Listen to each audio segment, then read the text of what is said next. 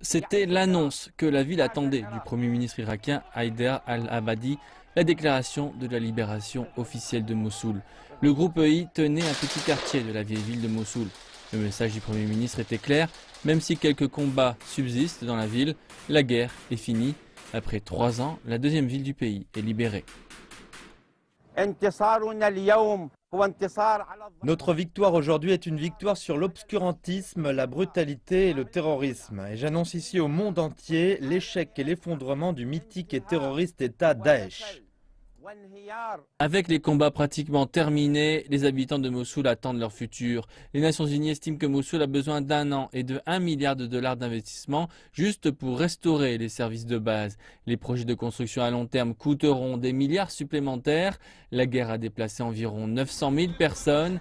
Des dizaines de milliers d'habitants vivent encore dans des villes de tentes à l'extérieur de Mossoul. Mais dans certaines parties de la ville, des signes de vie apparaissent. Dans le quartier d'Al-Jadida, Mohamed, 17 ans, a nettoyé son quartier. Nous sommes contents que la ville soit libérée. Il a balayé la rue avec quelques amis car il voulait retrouver leur vie d'avant. Je veux revenir à la vie. Je veux ouvrir notre magasin.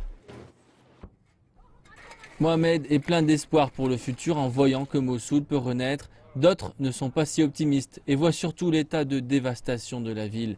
Très peu sont revenus ici. Beaucoup de maisons sont encore piégées par des explosifs de l'EI.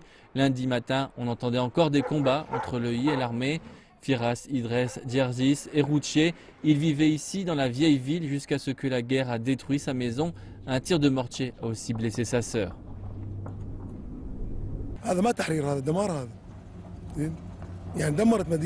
J'ai perdu ma voiture, j'ai perdu ma maison, j'ai tout perdu.